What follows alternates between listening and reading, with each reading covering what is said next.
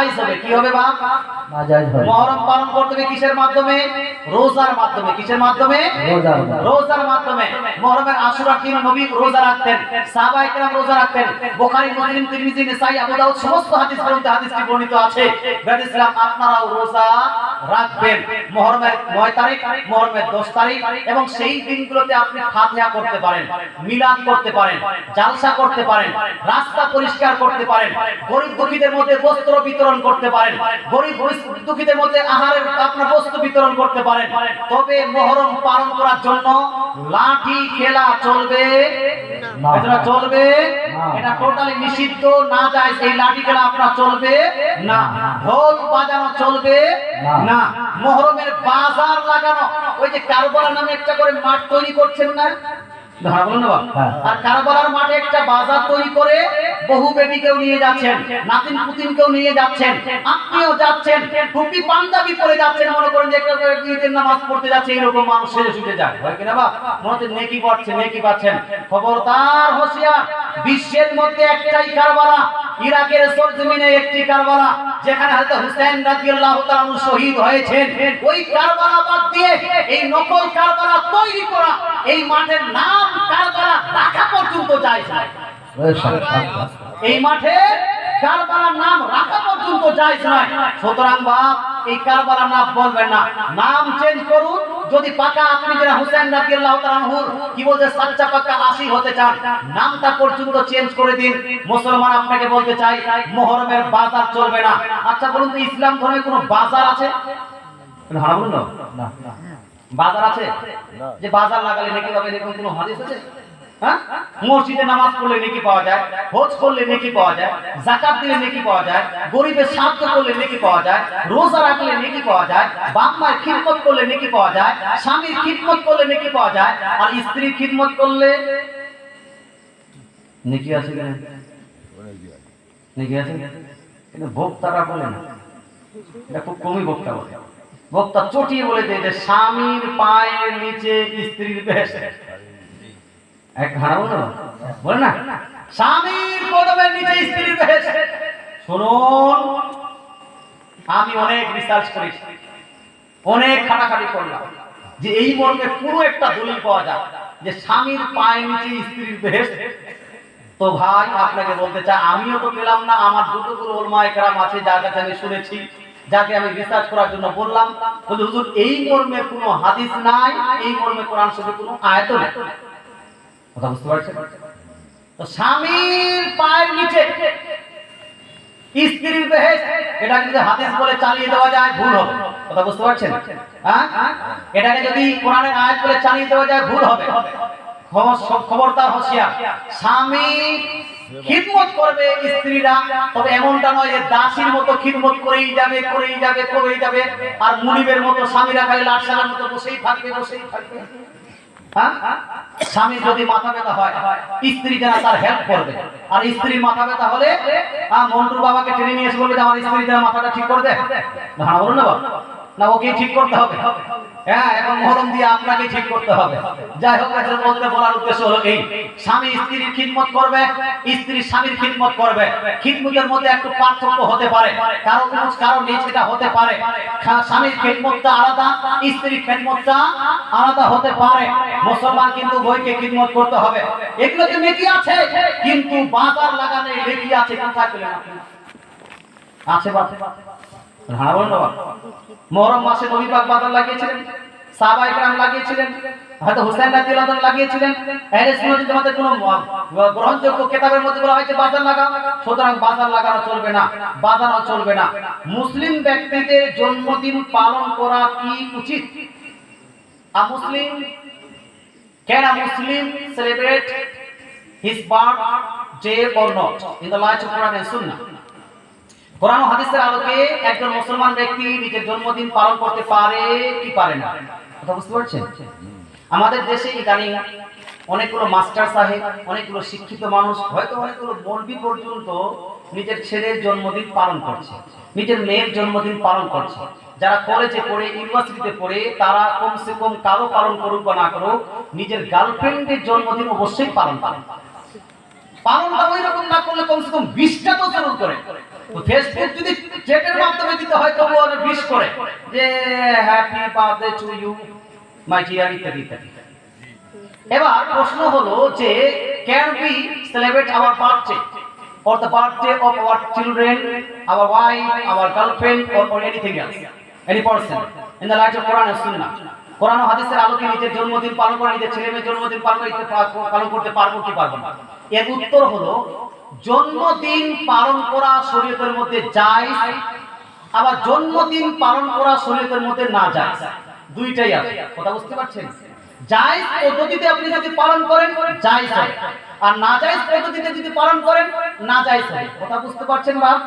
মুহররম পালন করার মতো, মুহররম যদি জায়েজ পালন, যেই জায়েজ পদ্ধতিতে পালন করে তাহলে জায়েজ, আর নাজায়েজ পদ্ধতিতে পালন করলে নাজায়েজ। যেভাবে আপনার জন্মদিন পালন করা। আসুন না ভাই, আমি কয়েকটা হাদিস দিয়ে এটাকে বোঝাই। জায়েজ কি পদ্ধতিতে আর নাজায়েজ কি পদ্ধতিতে?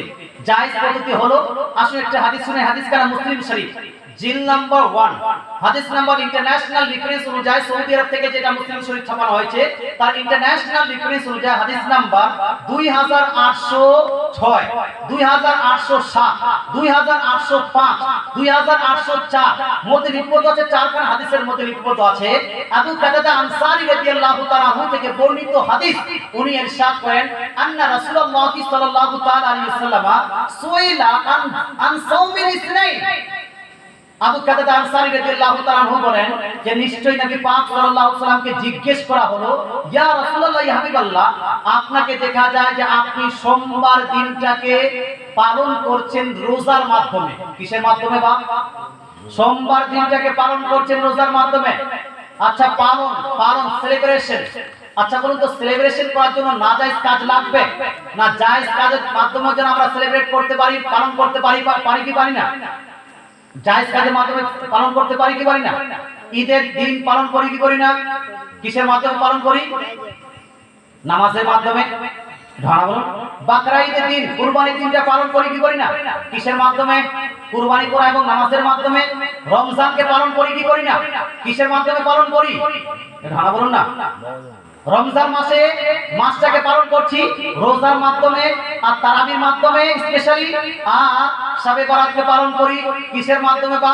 রোজার মাধ্যমে আর হালুয়ার মাধ্যমে। ভালো বলুন না, হালুয়া বানাতে পারেন শবে বরাতে, কিন্তু হালুয়া নিয়ে মারামারি করতে পারবেন না, ছুড়াছুড়ি করতে পারবেন না, ওই হালুয়া দিয়ে মসজিদকে যেন আপনি নোংরা করতে পারবেন না। খবরদার, হুঁশিয়ার। হালুয়া দিয়ে পালন করি রোজার মাধ্যমে, শবে বরাত পালন করি, রমজান মাসকে রোজার মাধ্যমে পালন করি। তো পালন করাটা, সেলিব্রেশন করাটা নেক কাজের মাধ্যমেও হতে পারে, পালনটা নেক কাজের মাধ্যমে হতে পারে। সাহাবায়ে কেরাম যখন দেখলেন আমার নবী, আপনার নবী প্রত্যেক সোমবারে রোজা রেখে সোমবার দিনটাকে পালন করছেন, সাহাবারা আরজ করলেন, ইয়া রাসূলুল্লাহ, ইয়া হাবিবাল্লাহ, আপনি সোমবার দিনটাকে কেন পালন করছেন রোজার মাধ্যমে? নবী পাক ইরশাদ করেন, ফীহি উলিদতু ওয়া ফীহি উনজিলা আলাইয়া।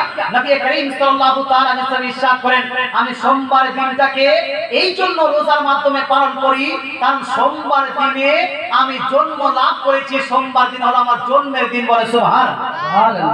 তাছাড়া সোমবার দিন হলো সেই দিন যেই দিন প্রথমবার আমার প্রতি ওহী নাযিল হয়েছে, আমার প্রতি প্রথমবার ওহী নাযিল হয়েছে, আর সোমবার দিনটা আমার জন্মদিন, এই জন্য আমি ওই জন্মদিনটাকে রোজার মাধ্যমে পালন করি। বলেন সুবহানাল্লাহ। এই জন্য জন্মদিন পালন করেছেন আমার নবী, নিজের জন্মদিন পালন করেছেন আমার নবী। বছরে একবার নয়, সপ্তাহে একবার পালন করেছেন। তাহলে সপ্তাহে একবার যদি পালন করা হয় তাহলে বছরে একবার পালন করা কি নাজায়েজ হয়ে যাবে?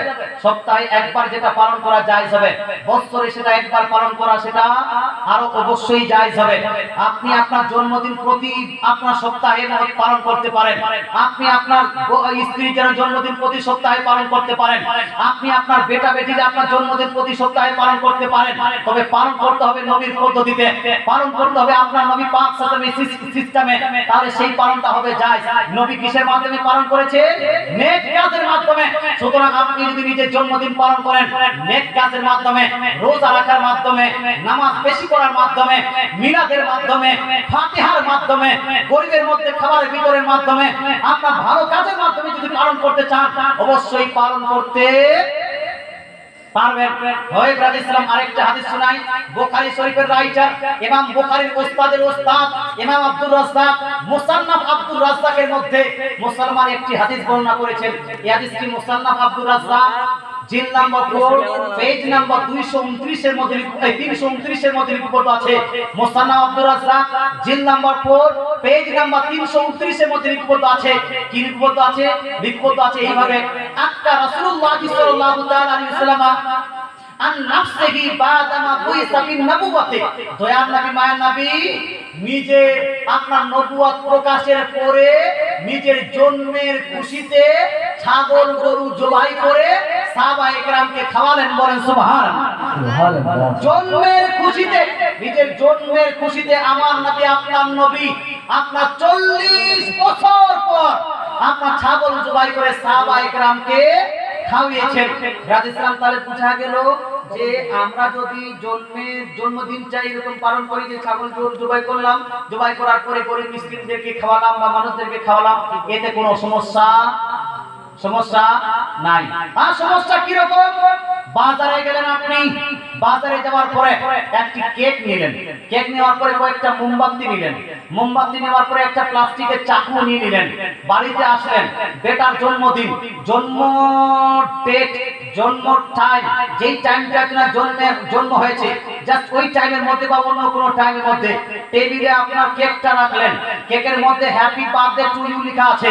তারপরে আপনার কেকের চারিদিকে আপনি মোমবাতি জ্বালালেন, মোমবাতি জ্বালানোর পরে ওই আপনার সময় আসার পর মোমবাতিটাকে বুঝালেন, মোমবাতিটাকে বন্ধ করলো ফু দিয়ে বন্ধ করার পরে হাত তালি দিচ্ছেন আর বলছেন happy birthday to you, happy birthday to you, এই বলে গান করছেন happy birthday to you my dear son ইত্যাদি ইত্যাদি বলতে চাই মুসলমান।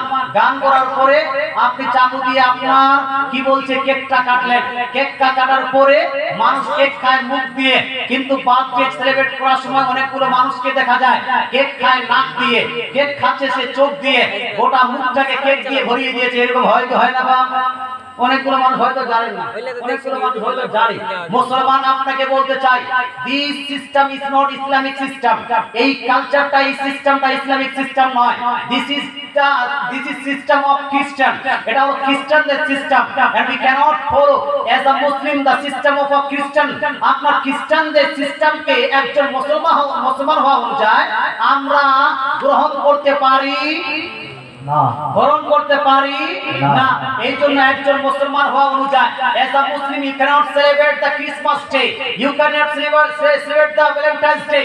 আপনি একজন মুসলমান হওয়া অনুযায়ী ক্রিসমাস ডে পালন করতে পারেন না, আপনার ভ্যালেন্টাইন্স ডে পালন করতে পারেন না, রোজ ডে পালন করতে পারেন না, হাগ ডে পালন করতে পারেন না, ফ্রেন্ডশিপ ডে পালন করতে পারেন না, কিস ডে পালন করতে পারেন না। আর অনেকগুলো ডে আছে যেই আপনার পালনগুলোকে যদিও ডে নামে আখ্যায়িত করা হয়েছে, কিন্তু কোন মুসলমান যদি এই ডেগুলো পালন করে তার কবরটা ডে থাকবে না, বরং নাইটে পরিণত হবে, অন্ধকারে পরিণত হবে। এই জন্য বাপ আপনাকে বলতে চাই ক্রিসমাস ডে পালন করাকে বন্ধ করুন, আপনার কি বলছে ভ্যালেন্টাইন্স ডে পালন করাকে বন্ধ করুন, কিস ডে পালন করা বন্ধ করুন, রোজ ডে পালন করা বন্ধ করুন, ফ্রেন্ডশিপ ডে পালন করা বন্ধ করুন, এবং খ্রিস্টানদের সিস্টেমে আপনি কি বলছে জন্মদিনকে বার্থডে পালন করাকে বন্ধ করুন। যদি জন্মদিন পালন করতেই হয় আমার নবীর সুন্নতে পালন করুন। বলে সুবহানাল্লাহ। নারে তাকবীর, নারে সালাত, মাসলাক আলা হযরত উলামায়ে আহলে সুন্নাত, মুনাজির আহলে সুন্নাত, নারে তাকবীর, নারে সালাত। জন্মদিন পালন করা জায়েজ আছে, আবার জন্মদিন পালন করা না জায়েজ আছে। বলুন না, শুনছেন না?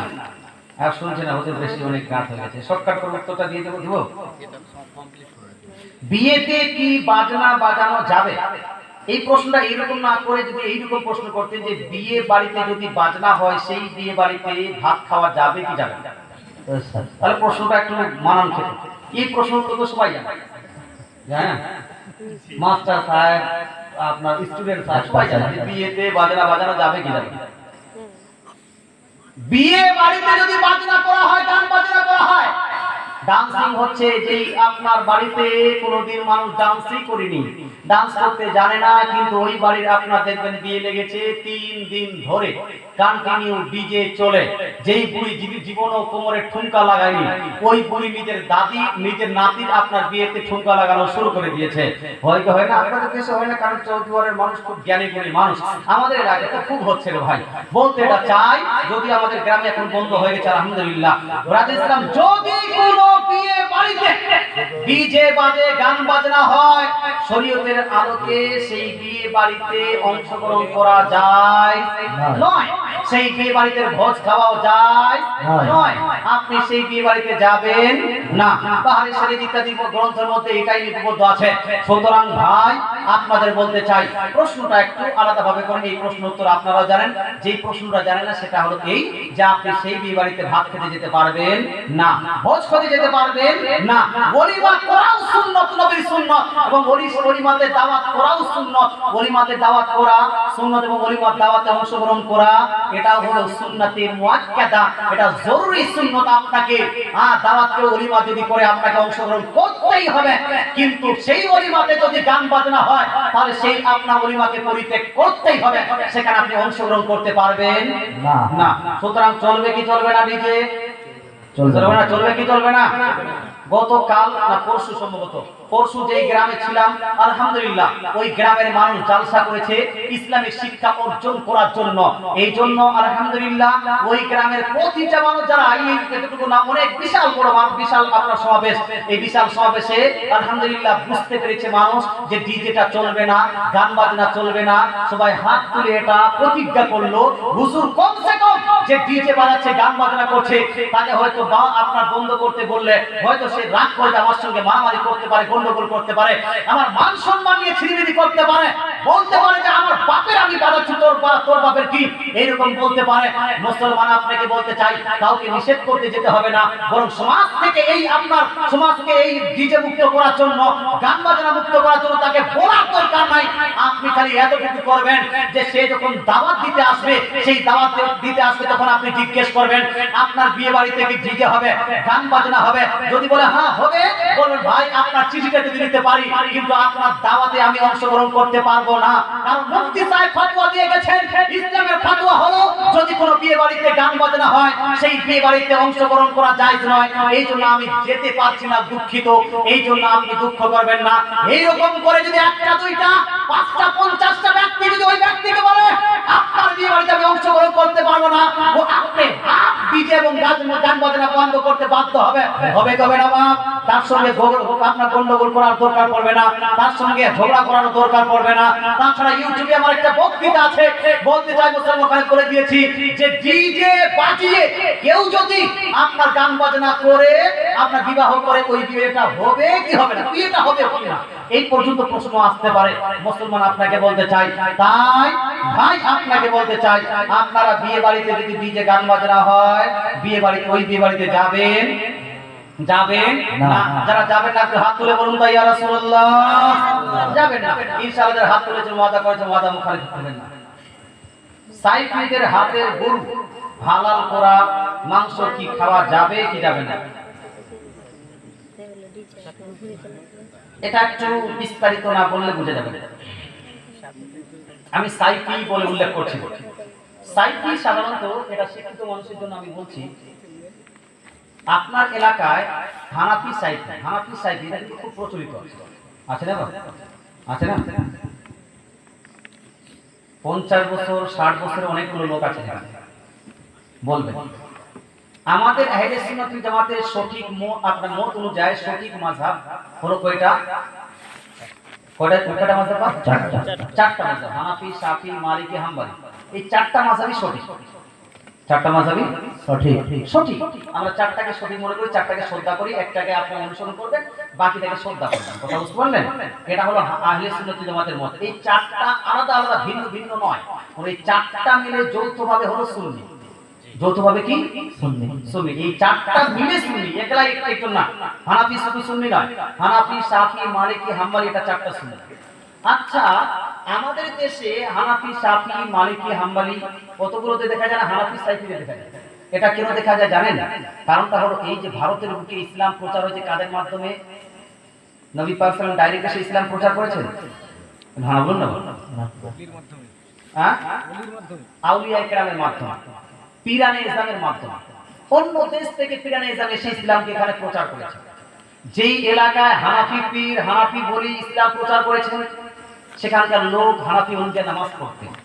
যেই এলাকায় সাইফি, শাফিঈ, সাইফি আসলে শাফিঈ, শাফিঈ আপনার মাযহাব অবলম্বনকারী কোন পীর সাহেব এসে আপনাদের যেই এলাকাটা মুসলমান করেছেন সেই এলাকায় মানুষ শাফিঈ অনুযায়ী চলতেন। কথা বুঝতে পারছেন? এদের মধ্যে কোনো দ্বন্দ্ব ছিল না, গন্ডগোল ছিল না। 100 বছর আগে আপনি হিস্ট্রি দেখেন, হানাফি সাইফির মধ্যে পুরো গন্ডগোল, ঝামেলা ছিল কোনো ঝামেলা নেই। ইদানিং ঝামেলা শুরু হয়েছে 50-60 বছর থেকে। ঝামেলাটা শুরু হয়েছে কেন? তার ঝামেলা শুরু হওয়ার কারণ হলো এই যে ইবনে ওয়াহাব আর মুহাম্মদ বিন আব্দুল ওয়াহাব নাজদি, এ আপনার 150 বছর আগে যখন নাজদ দেশ থেকে যারা প্রসার করলো, আস্তে আস্তে করে গোটা বিশ্বের মধ্যে নিজের ওয়াহাবিজমকে প্রচার করলো। এই ওয়াহাবিজমের প্রমোট করেছিল কে? প্রমোট হয়েছিল কোন মাযহাব দ্বারা? আমাদের এলাকায় যারা সাইফি বলে আখ্যায়িত করি আমরা যাদেরকে, এদের মধ্যে এই প্রচার ও প্রসারটা বেশি হয়েছে। এখন বর্তমান যদি তাদের মৌলবীকে বলেন আপনি যে আপনারা কি সাইফি, ওরা একদমই স্বীকার করবে না। স্বীকার এখন করবে না। কি বলবে? তারা নিজেকে আহলে হাদিস বলবে। কি বলবে? আহলে হাদিস। কি বলে বাপ? আহলে হাদিস বলে কি বলে না? হ্যাঁ, আহলে হাদিস নামটা আগে কিন্তু ছিল না। আগে ছিল জানো? আহলে হাদিস নামটা যারা 50-60 বছর আছেন, আমি গ্যারান্টি সহকারে বলতে পারি, প্রুফ দিয়ে সরিয়ে দেখতে পারি, আগে কিন্তু ছিল না। ইদানিং আমরা আহলে হাদিসের নাম শুনতে পাচ্ছি। কে আর কারা বলছে? সাইফিরা বলছে। এই সাইফিদের মধ্যে যে আহলে হাদিস, সাইফিটা আলাদা আর আহলে হাদিসটা আলাদা। সাইফি হলো সঠিক মাযহাবের অনুসরণকারী, আর সাইফ আপনার যেটা এটা আহলে হাদিস, এরা হলো ওয়াহাবি। এরা হলো ওয়াহাবি। ওয়াহাবিদের মধ্যে যদি কোনো ব্যক্তির আকীদা ভুল হয়, যে যদি কোনো ব্যক্তি বলে নবী মরে মাটির সঙ্গে মিশে গেছে, যদি কোনো ব্যক্তি বলে নবী আমাদের মতো সাধারণ একটি ব্যক্তি ছিলেন, ইত্যাদি ইত্যাদি, যদি কোনো কারো আকীদা একদম ভুল হয়, আকীদায় আপনার কাটিয়ে ভুল হয়, জরুরিয়াতের দিনের মধ্যে কোনো একটা জিনিসে যদি অস্বীকার করে, আর সেই ব্যক্তি যদি কোনো আপনার গরু জবাই করে, ছাগল জবাই করে, তাহলে সেই জবাইটা খাওয়া যাবে। কথা বুঝতে পারছেন? শুধু আহলে হাদিস নয়, যে কোনো আপনার মানুষ যদি তার আকীদার মধ্যে কোনো ভুল থাকে, আকীদার মধ্যে যদি সে কুফরি করে, তাহলে সেই ব্যক্তি জবাই করলে ওই জবাইটা খাওয়া যাবে না। কথা বুঝতে পারছেন? সাইফিরা, সাইফি বলতে শাফি মাযহাব অনুসরণকারী ভালো, কিন্তু বর্তমান আহলে হাদিস একটা আলাদা। হানাফি কি একটা সাইফির ঘরের মেয়েকে বিয়ে করতে পারে? সাইফির ঘরের মেয়ে যদি শাফি মাযহাব অনুসারী হয় আর তার যদি আকীদা ভুল না হয়, তাহলে তাকে বিয়ে করতে কোনো সমস্যা নাই। হ্যাঁ, আকীদা যদি কারো ভুল হয়, হ্যাঁ, সেটা সাইফি হোক, দেবন্দি হোক, নেচরি হোক, কাদিনী হোক, যাই হোক না কেন, যার আকীদা ভুল, তার সঙ্গে সুন্নি সহিহুল আকীদা, যদি আকীদা ঠিক থাকে, এর বিবাহ হবে না। আকীদার উপর নির্ভর করছে বিষয়টা। কথা বুঝতে পারছেন আপনি? আকীদার উপর। হ্যাঁ, ইভেন একজন মহিলা যদি বলে আমি সুন্নি, মহিলাটা বলছে আমি সুন্নি, কিন্তু তার আকীদা ভুল আছে, আকীদা ভুল, তার সঙ্গেও বিবাহ হবে। কথা বুঝতে পারছেন? তার সঙ্গে আপনার বিবাহ হবে না। এই বিবাহ হওয়া না হওয়াটা নির্ভর করছে আকীদা ভুল হওয়ার পর। আকীদা যদি ভুল হয় তাহলে চলবে না। সাইফিদের মধ্যে কেউ যদি মারা যায়, তাহলে হানাফিদের কোনো লোক মাটিতে, একই প্রশ্ন। নবী সাহেবের জন্মদিন ডিজে নিয়ে মিছিল করা যাবে কি যাবে না? নবী সাহেবের বলবেন না, নবী পাক সাল্লাল্লাহু আলাইহি সাল্লাম বলেন। কারণ নবী পাক সাল্লাল্লাহু আলাইহি সাল্লামের নাম নেওয়ার পরে সাল্লাল্লাহু তাআলা আলাইহি সাল্লাম বা পিস বি আপন হিম কুছ বি একটু বলতে হবে আপনাকে। কারণ নবী পাক ইরশাদ করেছেন যে আল বাখিল মান সুকিতু ইন্না ফালানি সাল্লি আলাইহি, যে ব্যক্তি আমার নাম নিয়েছে, নাম লিখেছে, তারপরে আমার প্রতি দরুদ শরীফ পড়েনি, সে হলো প্রকৃত বখিল। আর বখিল কে? বখিল হলো সেই ব্যক্তি যে ব্যক্তি জান্নাত থেকে দূরে, জাহান্নামের কাছে, জাহান্নামের অতি নিকটে। এই জন্য নবী মুহাম্মদ সাল্লাল্লাহু আলাইহি ওয়াসাল্লামের যখন নাম লিখবেন, তো সাল্লাল্লাহু তাআলা আলাইহি সাল্লাম লিখবেন বা পিস বি আপন হিম লিখবেন, কিছু একটা লিখবেন, তবে শর্টকাট লিখবেন না। এবার হলো কি যে নবী পাক সাল্লাল্লাহু আলাইহি ওয়াসাল্লামের জন্মদিনে ডিজে বাজানো, ডিজে দিয়ে মিছিল করা যাবে কি যাবে না? একটু হ্যাঁ বলুন। এটা একটা প্রশ্ন। এটা কি? এটা ডিজে হয় কি হয় না? হ্যাঁ, এটা হ্যাঁ বলুন না। এটা ডিজে, হ্যাঁ এটাও ডিজে, ওটাও ডিজে। ডিজে যদি বলা হয় হারাম, তো ওটা জাল সাথেও চলবে না, জুলুসও চলবে না, কোনো জায়গায় চলবে, চলবে কি? হ্যাঁ বলুন। ডিজে একটা হলো সাউন্ড বার করা একটা মেশিন, হ্যাঁ ইনস্ট্রুমেন্ট, সেটা হালাল হারাম সেটা নিয়ে হবে না।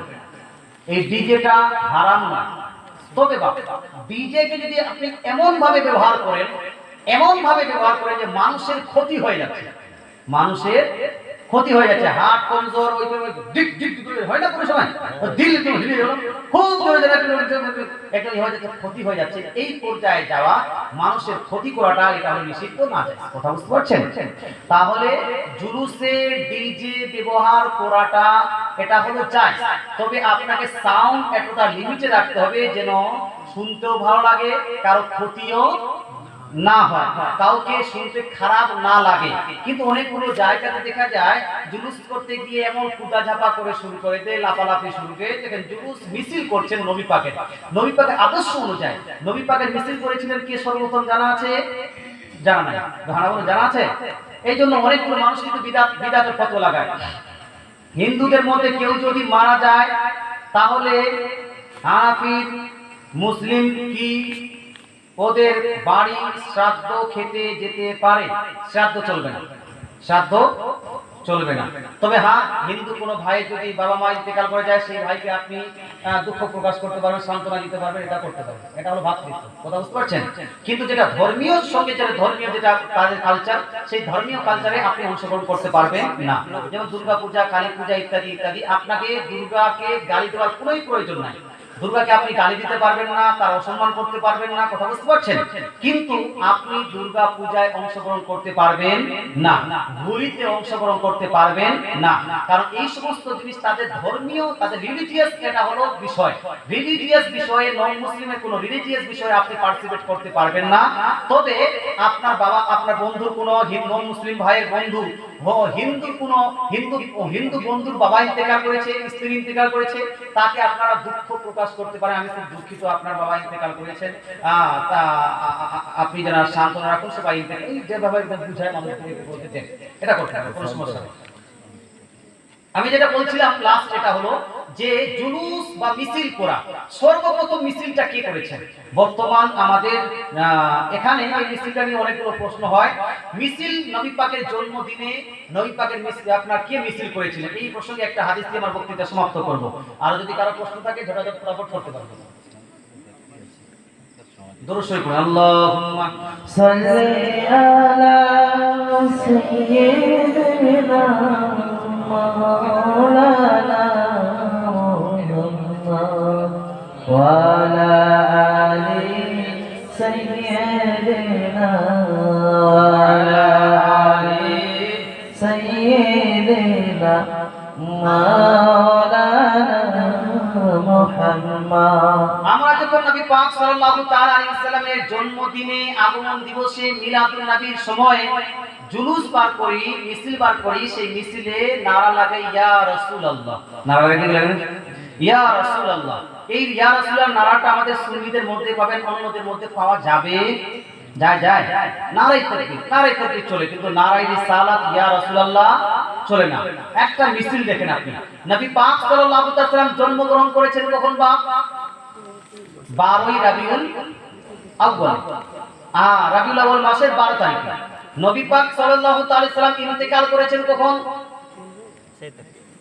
ওই দিনে 12ই রাবিউল আউয়াল মাসের 12 তারিখে। এখানে একটা প্রশ্ন হয় যে নবী পাক যেই দিন জন্মগ্রহণ করলেন সেই দিনই ইন্তেকাল করলেন, তাহলে আজকে আমরা কি দুঃখ প্রকাশ করব না খুশি পালন করব? হয় না? অনেকগুলো মানুষ বলছে, এক কবিতায় লিখে দিয়েছে, আজ দুঃখ নিব না খুশি নিব, খোদা গো তুমি দাও না বলে, আজ এই দিনেতে রাসূল এলেন, এই দিনে বিদায় নিলেন। এক কবিতাও যারা কবিও বুঝতে পারছে না যে কি করব, আজকে খুশি পালন করব না দুঃখ পালন করব। তবে বাপ আপনাকে বলতে চাই, শরীয়তের আলোকে, সে হাদিস ও কোরআনের দৃষ্টিতে আপনি দুঃখ পালন করতে পারবেন না? পালন করতে পারবেন না। ইনশাআল্লাহ নেক্সট টাইমে কোথাও যদি আসি আলোচনা করব, কারণ 2টা আড়াইটা 3টা বাজতে চললো।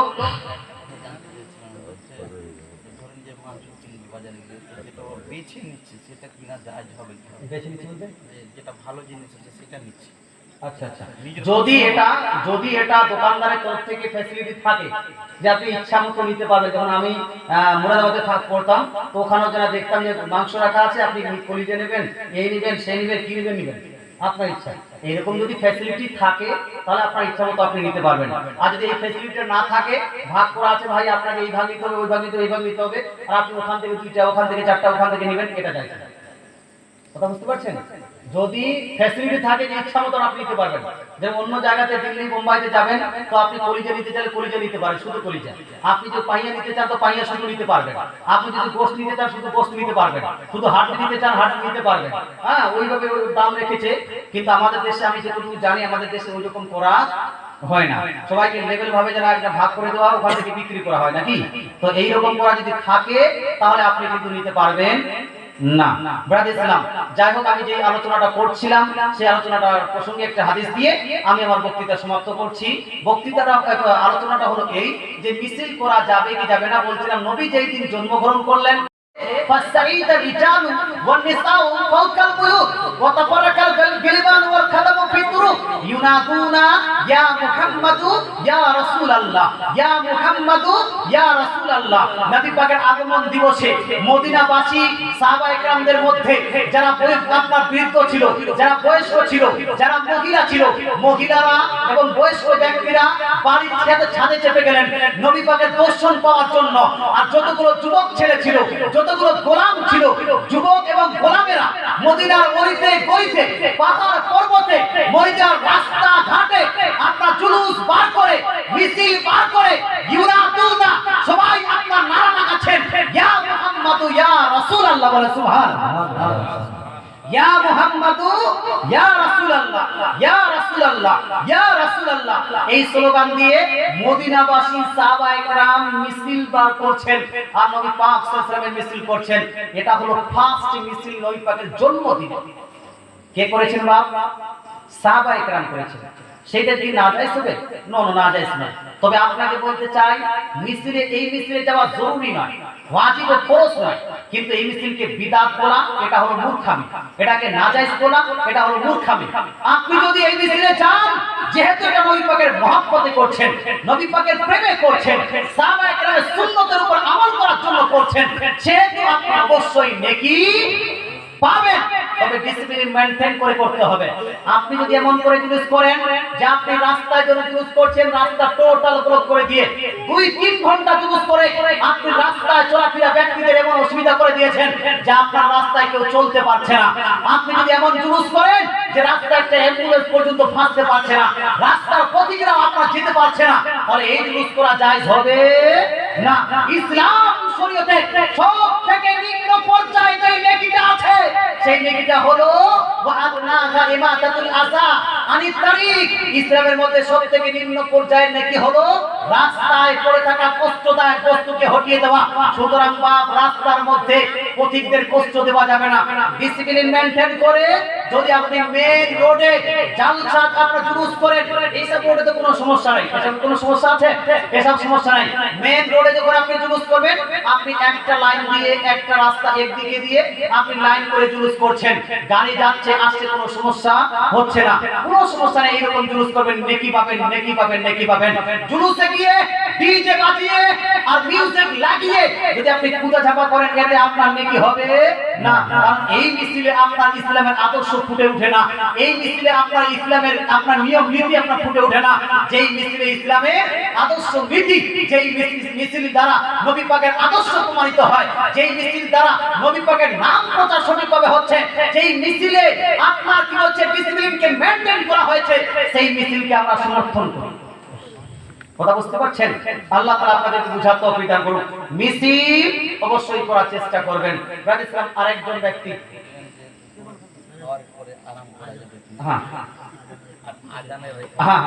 আযান এবং ইকামত যদি ভুলে যায়, নামাজটা হয়ে যাবে, তবে নামাজটা মাকরুহ হবে।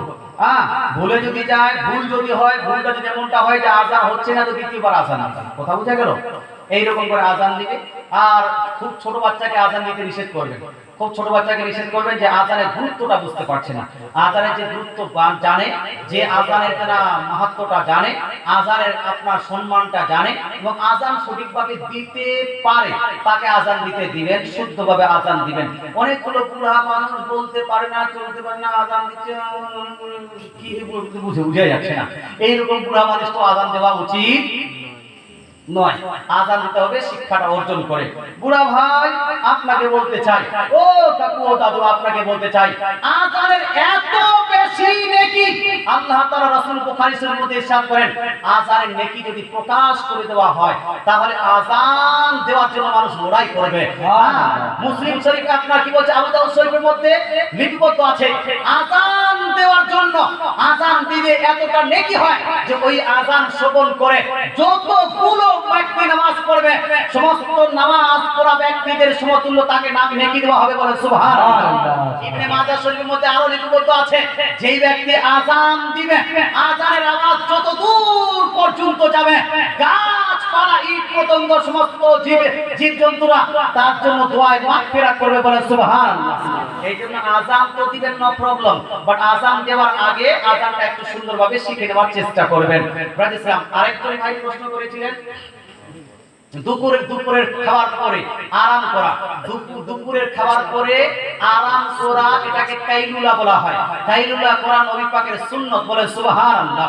দুপুরের খাবার পরে একটু আরাম করবেন, হালকা করে আরাম করবেন, আর রাত্রির খাবার পরে একটু হাঁটা, একটু হাঁটা 40 কদম হাঁটা, এটাকে চাহল কাদমি বলা হয়, এটাও নবী পাকের সুন্নাত। কথা বুঝতে পারছেন?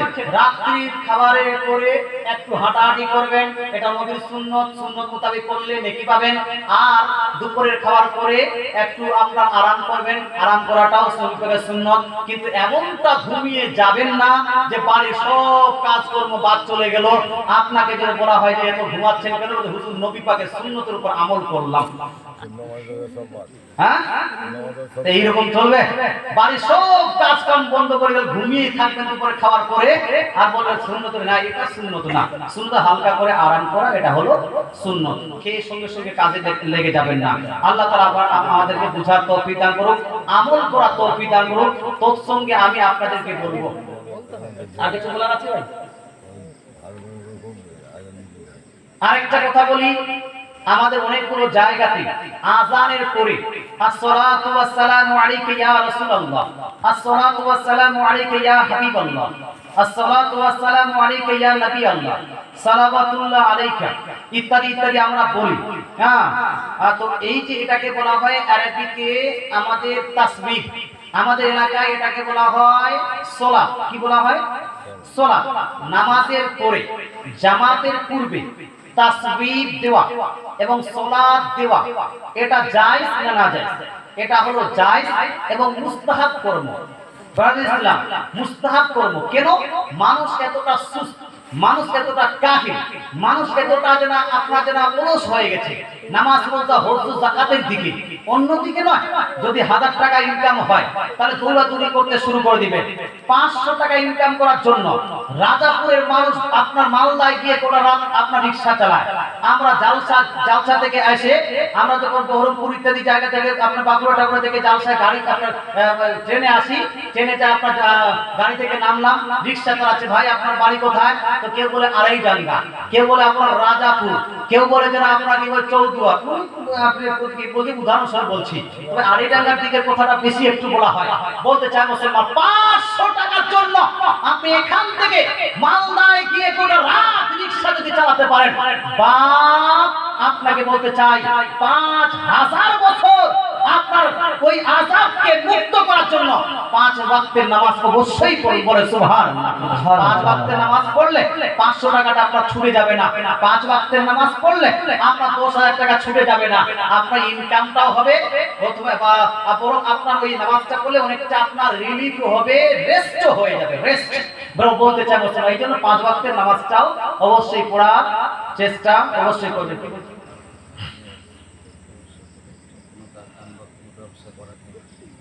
সুদের ব্যবসা করে, হ্যাঁ সুদের ব্যবসা করে কোনো বিজনেস করা জায়েজ কি জায়েজ নয়? শুনুন মুসলমান, আমি যেটা সালাতটা, তো সালাতটা হলো মুস্তাহাব, এটা হলো নেকি যুক্ত কাজ, নেকির কাজ। সালাত দিলে কি হবে? নেকি হবে। সালাত দিলে কতটা নেকি হয় এটা আমি একটু উদাহরণ স্বরূপ বলি। আসসালাতু ওয়াসসালামু আলাইকা ইয়া রাসূলুল্লাহ, এটা হলো কি? এটা একটা দুরূদ। এটা কি? যেমন সাল্লাল্লাহু তাআলা আলাইহি ওয়াসাল্লাম একটা দুরূদ না? তো আসসালাতু ওয়াসসালামু আলাইকা এটা কি? দুরূদ। আসসালাতু ওয়াসসালামু আলাইকা ইয়া হাবিবাল্লাহ এটা কি? এটা দুরূদ। আসসালাতু ওয়াসসালামু আলাইকা ইয়া নবী আল্লাহ এটা কি? দুরূদ। এই যে আপনারা দুরূদ পড়ছেন, তো এটা যদি বারবার পড়েন, কত 5 বার 6 বার পড়লে, এই 6 বার